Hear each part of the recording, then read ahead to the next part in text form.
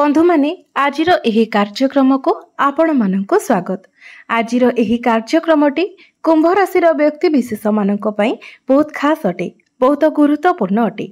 तो आपणकर जदि कुंभ राशि होइताय तेबे भिडियोटी को स्किप न करी शेष पर्यंत निश्चय देखंतु, कारण एही पवित्र राम नवमी परठारु कुंभ राशि व्यक्ति विशेष मानकर जीवन संपूर्ण भाबरे बदलिबाको जाउछि। कारण ग्रह नक्षत्र मानकर चलन रे एक बड़ परिवर्तन हेबाको जाउछि। मंगल एवं सूर्य निजर राशि परिवर्तन करबाको जाउछंती एवं शनि निजर राशि परिवर्तन करि सारिछंती, जहा फल रे आपणक जीवन रे एक बड़ परिवर्तन हेबाको जाउछि। आपणक जीवन रे चलिथिबा समस्त दुख कष्ट एवं समस्यार अंत हेबाको जाउछि। पुनर्बार एही पवित्र राम नवमी ठारू आपणक जीवन को खुशी फेरिबाको जाउछि। तेबे आसंतु जानिबा एही पवित्र राम नवमी ठारू आपणक जीवन रे केउ सब बड़ परिवर्तन हेबाको जाउछि।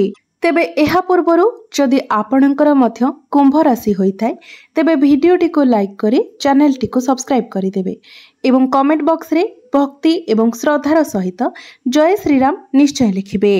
तो बंधु माने पूर्वरु आपणकर स्वास्थ्य खराब रहुथिला, धन जनित समस्या देखा देउथिला, परिवार रे अशांति लागि रहुथिला।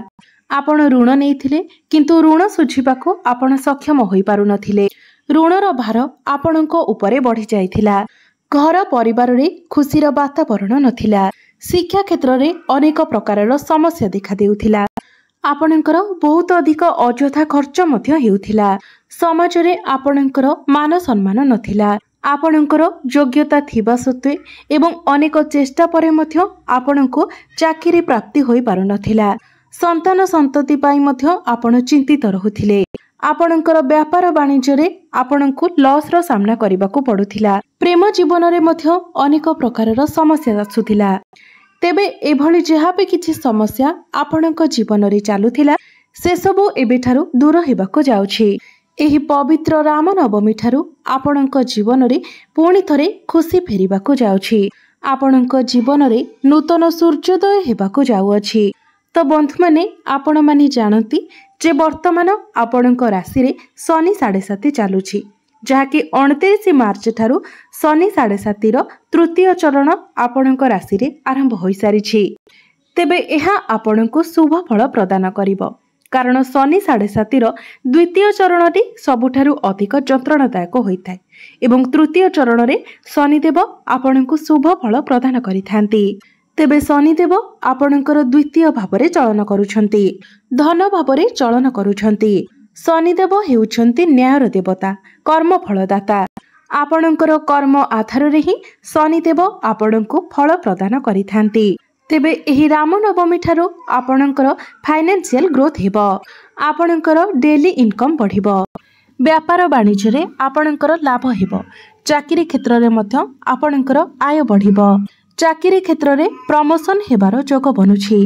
तेबे द्वितीय भावटी आपणकर वाणीर मध्य भाव अटे एवं पारिवारिक सुखर भाव अटे। तो शनि जेहेतु आपणकर द्वितीय भावरे चलन करूछंती, तेणु आपणकर वाणी उपरे आपणकर नियंत्रण रहिबो नाही, किंतु आपण आपणकर वाणी उपरे नियंत्रण रक्षा करबाको चेष्टा करंतु। कारण जदि आपण एपरि न करंती तेबे एहा द्वारा आपणकर परिवार रे कार्य क्षेत्र रे आपणकर समस्यार सम्मुखीन हेबाको पड़िबो। आपणकर संपर्क खराब हेबार संभावना रहुछि। आपणक गृह को कोनोसी अतिथि आसी पारंती। आपणको संतान सुख मध्य प्राप्ति हेबो।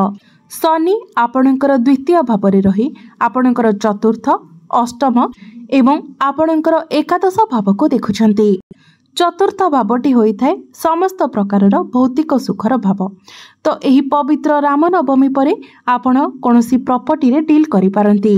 जमी भूमि जानवाहन इत्यादि किणा किणी करि पारंती। आपणकर मांकर स्वास्थ्य रे पूर्वरु जहा समस्या थिला एबेठारु ताहा समाधान होई जिवो।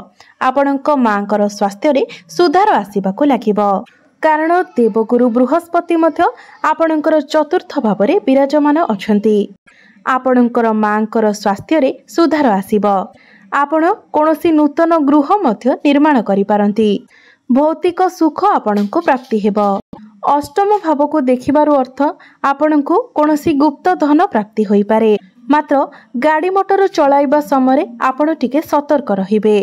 तेबे जे माने रिसर्च लाइन रे अछंती किंबा एस्ट्रोलॉजी करबा को चाहुचंती सेमानंको पई समय शुभ रहिबो एवं आपण जदि उच्च शिक्षा करबा को चाहुचंती सेथि पई मध्य समय आपणको पई अनुकूल रहिबो। आपण एही समय रे कोनोसी गुप्त विद्यार अध्ययन करि पारंती। पुराना निवेशरु आपणको लाभ प्राप्ति हेबो। तेबे शनि आपणकर एकादश भाव को मध्य देखुछंती।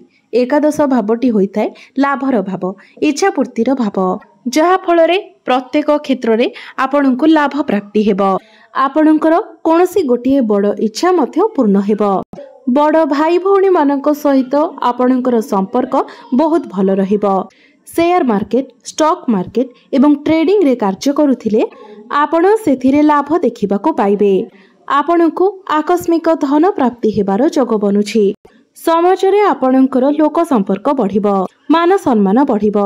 बंधु माने राम नवमी परे परे आपणकर पवित्र पणा संक्रांति दिन सूर्य निजर राशि परिवर्तन करिवे। सूर्य आपणकर तृतीय भाव को चलन करिवे। तृतीय भावटी होइथाय साहस एवं पराक्रमर भाव, जहा फलरे आपणक मध्यरे साहस एवं पराक्रमर वृद्धि हेबो। एही राम नवमी परे आपण कोनोसी छोट मोटो जगह को यात्रा करि पारंती। कुंभ राशि व्यक्ति विशेष माने जो माने online, digital, construction, import export रो काम करूछंती सेमानंकु एई सब क्षेत्र रे शुभ फल प्राप्ति हेबो। तेबे आपणंकु टिके अधिक परिश्रम करिबाको पड़िबो, अधिक धा दौड़ करिबाको पड़िबो। सूर्य आपणंकर तृतीय भाव रे रही आपणंकर भाग्य भाव को देखिबे। एहा व्यतीत आपणंकर भाग्य भावर अधिपति शुक्र आपणंकर द्वितीय भाव रे उच्चस्थ अछंती, जहा फलरे भाग्य फलरे आपण अधिक धन रोजगार करि पारिबे। अल्प परिश्रम रे आपणको अधिक धन प्राप्ति होई पारे। आपण कोनोसी धार्मिक स्थान को यात्रा करि पारंती। पितांक सहित मध्य आपणकर संपर्क बहुत भल रहिबो। आपण कोनोसी बड़ कार्यर आरंभ करि पारंती किंबा कोनोसी बड़ इन्वेस्टमेंट मध्य आपण करि पारंती। प्रत्येक क्षेत्र रे आपणको आपणको भाग्यर साथ मिलिबो।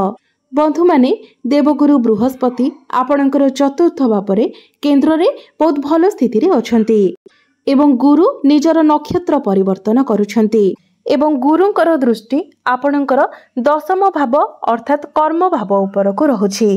तो जो व्यक्ति विशेष माने अनेक चेष्टा परे आपणको जदि चाकरी प्राप्ति होई पारु नथिला तो एही पवित्र राम नवमी परे आपणको चाकरी प्राप्ति हेबार जोग बनुछि।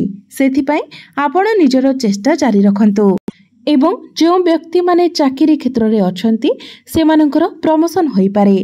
ऊपर ऑफिसरंकर सपोर्ट आपणको प्राप्ति हेबो। पूर्वरु जदि आपण चाकरी करूछंती तेबे आपणकर प्रमोशन होई पारे। कोनोसी एमएमसी कंपनी रो आपणको जॉब ऑफर आसी पारे। तेबे मंगलंकर जो राशि परिवर्तन हेबो तो मंगल आपणकर षष्ठ भाव को चलन करिवे। तेणु आपण निजर कर्म क्षेत्र रे कहा सहित आर्गुमेंट करंतु नाही। समस्त प्रकार रो आर्गुमेंट एवं पॉलिटिक्स थारो आपण दूरे रहंतु, नचेत आपण निजे ही समस्या रे पड़ी पारंती। मात्र कर्म क्षेत्र रे आपणकर साहस एवं पराक्रम बढ़िबो। आपण कार्य रे निजर टार्गेट को फुलफिल करि पारिबे एवं निजर क्यारियर रे आपण उन्नति मध्य करिबे। एही पवित्र राम नवमी परे प्रेम जीवन रे मध्य आपणको अनेक सफलता प्राप्ति हेबो। आपणकर भल पाइबा विवाहर रूप मध्य नै पारे। जो व्यक्ति विशेष मानकर कथावार्ता बंद होई जाइथिला, आपणकर जदि ब्रेकअप होई जाइथिला तो पुणी थरे आपणको मध्यरे से सब किछि समस्या गुड़िक समाधान होई जिवो। आपण दुई जनक मध्यरे संपर्क बहुत भल रहिबो। आपण दुई जन मिसी केवाडे बुलाबुली करबाको जाई पारंती।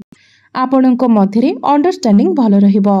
विद्यार्थी मानकु शिक्षा क्षेत्र रे मध्य बहुत अधिक सफलता प्राप्ति हेबो, कारण बुध आपणकर द्वितीय स्थान रे बहुत भल स्थिति रे विराजमान अछंती। आपण कोनोसी उच्च शिक्षा करबा पई बाहर को जाई पारंती। कोनोसी नूतन स्थान रे आपण एडमिशन नै पारंती। एही राम नवमी परे जदि आपणकर कोनोसी एग्जाम अछि तेबे सेथिरे आपण निश्चित भाबरे उत्तीर्ण हेबे। आपणकर ज्ञान बढ़िबो, मैच्योरिटी लेवल बढ़िबो। निजर ज्ञान बल आपण शिक्षा क्षेत्र में बहुत अधिक उन्नति करेंगे। जो माने बिजनेस करूछंती तो यही रामनवमी परठारु आपण निजर बिजनेस रे प्रॉफिट देखा पाइबे। व्यापार वाणिज्य रे आपणकर उन्नति हेबो। तेबे आपणको टिके अधिक परिश्रम करने को पड़ी पारे। छोट मोट जगह को आपणको बिजनेस पई यात्रा करने को पड़ी पारे। अधिक धाँ दौड़ करने को पड़ी पारे। आपण कोनोसी नूतन व्यापार मध्य आरंभ करि पारंती। आपणकर कस्टमर बढ़िबे। आपणकर डेली इनकम बढ़िबो। आपणकर वैवाहिक जीवन सुखमय रहिबो। जो दंपति माने दीर्घ दिन धरी संतानर कामना रखिथिले सेमानंकु संतान सुख मध्य प्राप्ति हेबो। आपण फैमिली प्लानिंग करि पारंती। आपण जदि पार्टनरशिप बिजनेस करूछंती तो सेथिरे आपणंकु शुभ फल मिलिबो। मात्र आखि बुझी आपण कहा उपरे विश्वास करंतु नाही। एही रामनवमी परठारु आपणकर स्वास्थ्य मध्य बहुत भल रहिबो। कारण शनि आपणकर द्वितीय भाव को चलन करि सारिछंती। तो पूर्वर आपणकर जो सब स्वास्थ्य जनित समस्या रहितिला ताहा आपणकर धीरे धीरे संपूर्ण भाव में दूर होइजिबो। आपणकर स्वास्थ्य रे आपण सुधार देखिबाको पाइबे। तेबे सब दृष्टि देखिबाको गले एही पवित्र रामनवमी ठारू आपणको अनेक क्षेत्र में शुभ फल मिलिबाको जाउछि। ताहा शिक्षा क्षेत्र रे हेउ, प्रेम जीवन रे हेउ, वैवाहिक जीवन रे हेउ, क्यारियर रे हेउ, बिजनेस रे हेउ, प्रत्येक क्षेत्र में आपणको सफलता मिलिबाको जाउछि।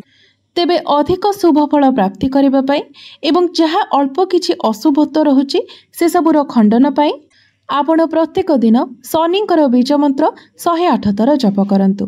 प्रत्येक दिन संध्या समय हनुमान चालीसार पाठ करंतु। यह व्यतीत प्रत्येक शनिवार दिन आपण कला कुकुर एवं गाँव को किछि खाइबाकु दियंतु। निश्चित भाव में समस्त अशुभत्व गुड़िक खंडन होई आपणको अधिक शुभत्व प्राप्ति हेबो। तो बंधु माने आपणकर जीवन मंगलमय हेउ, एहा ही ईश्वरଙ୍କ निकटरे मोर प्रार्थना। धन्यवाद।